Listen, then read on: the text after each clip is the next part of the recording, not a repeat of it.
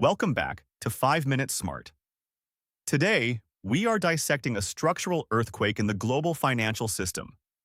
The U.S. national debt has officially crossed $38.9 trillion, and central banks are responding by hoarding physical gold at a rate we have not seen in modern history. That is right, Liam. We are witnessing a historic pivot. Central banks, particularly within the BRICS nations, are accumulating gold at an average of 60 tons monthly. This is not just a tactical hedge, it is a strategic retreat from the US dollar-denominated financial system. Many retail investors are asking if this gold surge is just temporary market hype.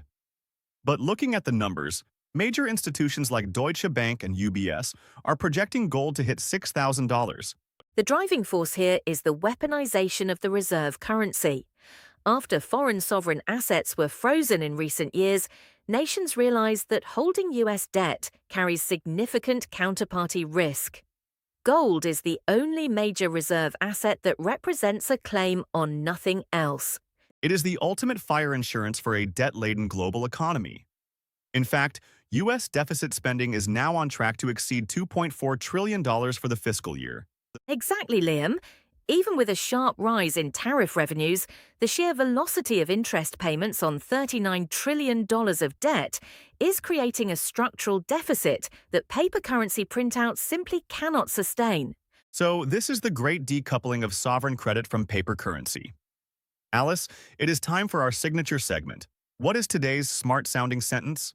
The smart-sounding sentence for today is, the strategic reallocation of sovereign reserves from dollar-denominated assets into physical gold represents a structural transition toward a multipolar monetary regime, driven by systemic concerns over fiscal sustainability and the weaponization of the global reserve currency. A structural transition toward a multipolar monetary regime. That perfectly highlights that we are moving past a single reserve currency model. Indeed, the era of the single currency global hegemony is drawing to a close. For individual portfolios, holding real assets is no longer optional. That is a crucial takeaway. To our audience, are you buying gold to hedge against this debt spiral? Or do you still trust the dollar's primacy?